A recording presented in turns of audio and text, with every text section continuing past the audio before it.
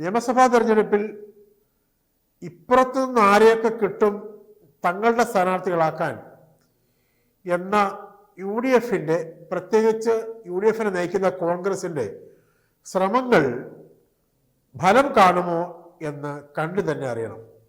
എന്ന് വെച്ചാൽ ഇപ്പോൾ പി വി അൻവറിനെ ഓൾറെഡി അവരുടെ ആളാണ് എന്ന് അംഗീകരിച്ചു കഴിഞ്ഞു, സമ്മതിച്ചു കഴിഞ്ഞു. ബേപ്പൂരിൽ മുഹമ്മദ് റിയാസിനെതിരെ അൻവർ മാസങ്ങൾക്ക് മുമ്പേ സ്ഥാനാർത്ഥിയാണ് എന്ന് വന്നു. അവിടെ ക്യാമ്പയിനും തുടങ്ങിക്കഴിഞ്ഞു എന്നാണ് മനസ്സിലാവുന്നത്. അതിനുശേഷം കൊട്ടാരക്കരയിൽ മുൻ MLA ആയിഷ പോറ്റി അവരുടെ സ്ഥാനാർത്ഥിയാണ് എന്ന് വന്നു. അത് ഏതാണ്ട് പ്രഖ്യാപിച്ച മട്ടിലാണ്. അതിനുശേഷമാണിപ്പോൾ അവർ 2 ശ്രമങ്ങൾ കൂടി വേറെ ശ്രമിച്ച് ഒന്നിൽ ഭാഗികമായി വിജയിച്ചു നിൽക്കുകയും ഒന്നിൽ പൂർണ്ണമായി തോറ്റു നിൽക്കുകയുമാണ്. അതിനിടയിൽ അത് പറയുന്നതിന് മുമ്പ് മുൻ ചലച്ചിത്ര അക്കാദമി ചെയർമാനും നടനുമായ പ്രേംകുമാറിൻ്റെ കാര്യം കൂടി പറയാം.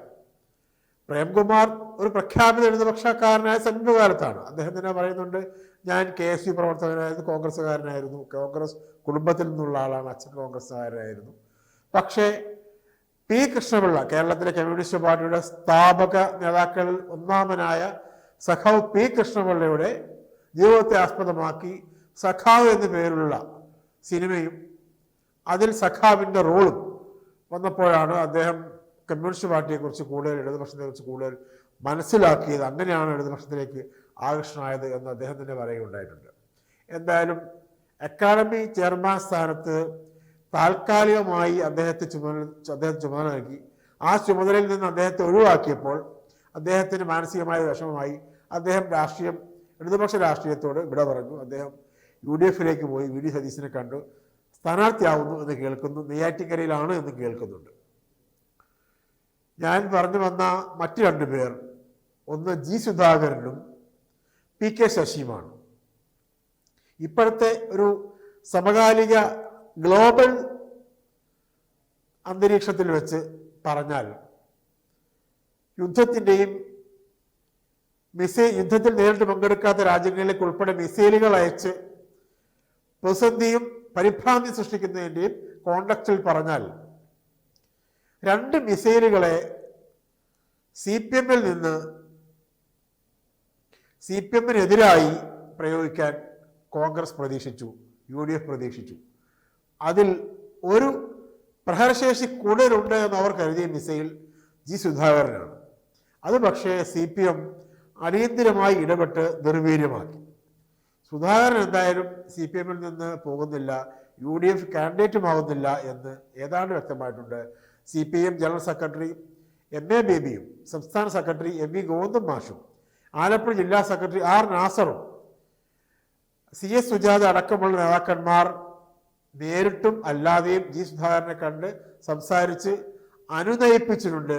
അദ്ദേഹത്തെ പോലെ അനുഭവ സമ്പത്തിൻ്റെയും കമ്മ്യൂണിസ്റ്റ് പാരമ്പര്യത്തിൻ്റെയും വലിയ കണ്ടന്റുള്ള ഒരു നേതാവ് പാർട്ടി വിട്ടു പോകാനും UDFന്റെ സ്ഥാനാർത്ഥിയാകാനുമുള്ള സാധ്യത ഏതാണ്ട് അടഞ്ഞു കഴിഞ്ഞു. പിന്നെയുള്ള ഒരാൾ നേരത്തെ പറഞ്ഞത് വെച്ച് തുടർന്നാൽ UDF പ്രതീക്ഷിക്കുന്ന ഒരു മിസൈൽ, ഇലക്ഷൻ കാലത്ത് LDFനെ പേടിപ്പിക്കാം എന്ന് കരുതുന്ന ഒരു പ്രഹരശേഷിയുള്ള മിസൈൽ എന്ന് അവർ കരുതുന്ന പൊളിറ്റിക്കൽ ഡിസിഷൻ PK ശശിയെ അവരുടെ പക്ഷത്തേക്ക് കൊണ്ടുവരുന്നു എന്നുള്ളതാണ്. PK ശശിയെ CPMന് വളരെ വേണ്ടപ്പെട്ടവനായി നിന്നപ്പോൾ കോൺഗ്രസ് ആകർഷിച്ച് കൊണ്ടുവന്നതല്ല, CPMൽ നിന്ന് ചെയ്യാവുന്ന കൊള്ളരുതായ്മയൊക്കെ ചെയ്തു എന്ന് വന്ന ശേഷം അദ്ദേഹത്തിൻ്റെ അനുഭാവികളുടെ കൂട്ടായ്മ കൺവെൻഷൻ വിളിച്ചതിൻ്റെ തൊട്ടു പുറകെ CPM പുറത്താക്കി. ആ പുറത്താക്കലിന് പുറമെയാണ് ഇപ്പോൾ UDF PK ശശി ഏറ്റെടുക്കുന്നത്. ശശി അത്ര വലിയ കുറ്റമൊന്നും ചെയ്തിട്ടില്ലല്ലോ എന്ന് പ്രതിപക്ഷ നേതാവ് VD സതീശന്റെ സർട്ടിഫിക്കറ്റും വന്നു കഴിഞ്ഞു.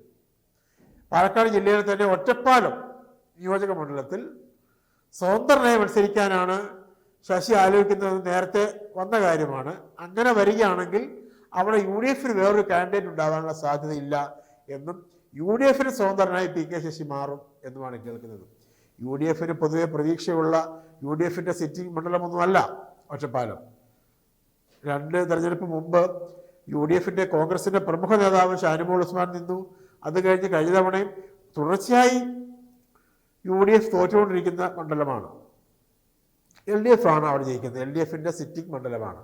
അവിടെ PK ശശിയെ നിർത്തി LDFിനെ തോൽപ്പിക്കാമോ എന്നൊരു ശ്രമം നടത്തുകയാണ്. BJPയുടെ അവിടുത്തെ സ്ഥാനാർത്ഥി സംവിധായകനും നടനും കൂടിയായ പ്രമുഖ BJP നേതാവായി മാറിയിരിക്കുന്ന മേജർ രവിയാണ് എന്ന് വന്നിട്ടുണ്ട്. ഔദ്യോഗികമായി സ്ഥിരീകരിച്ചിട്ടില്ല, അനൗൺസ് ചെയ്തിട്ടില്ല എന്ന് മാത്രമേ ഉള്ളൂ.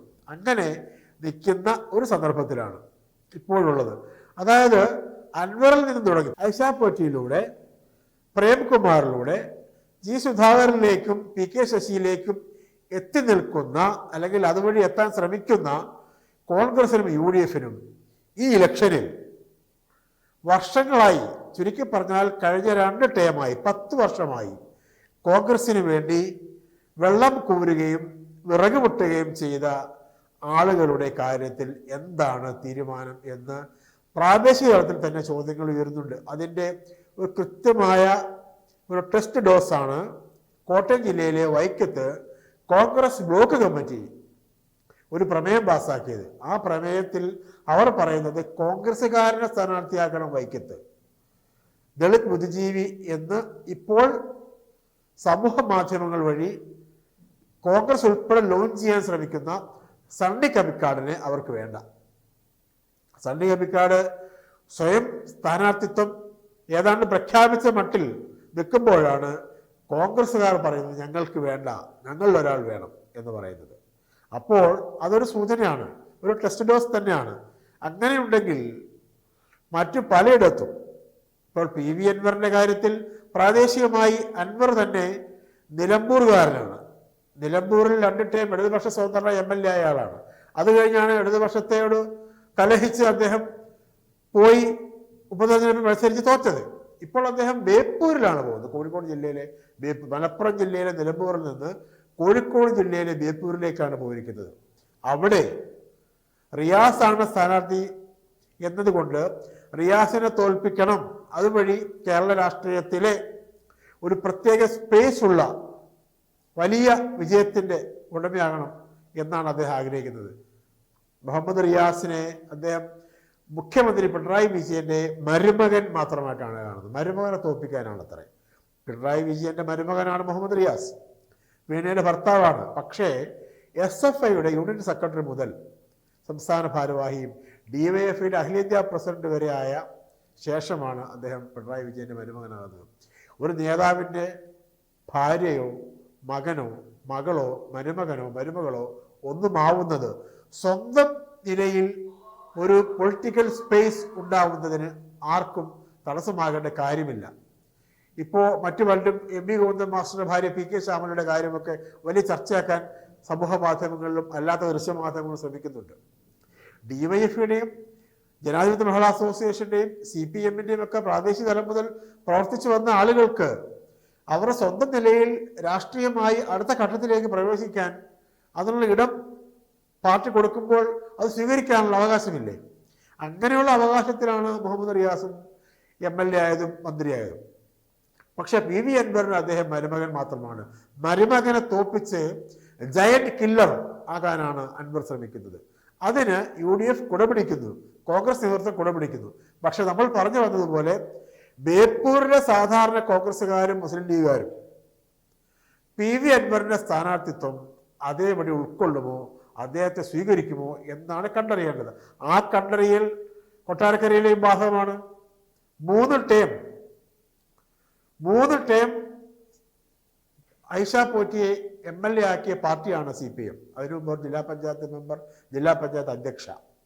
അവർ തന്നെ മലയാളം വാരിക്ക് നൽകിയ അഭിമുഖത്തിൽ 1 വർഷം മുമ്പ് പറഞ്ഞത്, കോട്ടയം ജില്ലയിലെ കിടങ്ങൂറുകാരിയായ എന്നെ കൊട്ടാരക്കരയുടെ മരുമകളായി വന്ന ശേഷം കൊട്ടാരക്കരയിലെ പാർട്ടി ഏറ്റെടുത്ത് ജില്ലാ പഞ്ചായത്ത് പ്രസിഡന്റും MLAയും ഒക്കെ ആക്കി ഈ നാടിൻ്റെ ഭാഗമാക്കി മാറ്റി. MLA ആയി ജയിച്ചു വന്നപ്പോൾ എന്നെ നാട്ടുകാർ സ്വീകരിച്ചതിൻ്റെയും ആരവങ്ങളോടെ അവർ പൊതിഞ്ഞതിൻ്റെയും ആ ഓർമ്മകൾ എന്നെ ഇപ്പോഴും ത്രസിപ്പിക്കുന്നുണ്ട് എന്നാണ് മലയാളം വാരിക്കുന്ന അഭിമുഖത്തിൽ ഐഷാ പോറ്റി പറഞ്ഞത്. അങ്ങനെയുള്ള ആളെ ഒരു സുപ്രഭാതത്തിൽ കോൺഗ്രസ് MLA ആയി കോൺഗ്രസ്സുകാർ സ്വീകരിക്കുമോ? അങ്ങനെ പലതും കാണാനുണ്ട് കേരളം ഇനിയും ഇത്തരം ചാട്ടങ്ങളുടെയും മരകണ്ട ചാട്ടങ്ങളുടെയും കോൺഗ്രസ് അതിനെ കണ്ണുമട സ്വീകരിക്കുന്നതിന് കഥകൾ പുറമേ വരാനുണ്ട്. അങ്ങനെ വരുമ്പോൾ ഇത്തരം യാഥാർത്ഥ്യങ്ങൾ നമുക്ക് തുറന്നു കാട്ടാനുമുണ്ട്. തൽക്കാലം നിർത്തുന്നു. നന്ദി, നമസ്കാരം.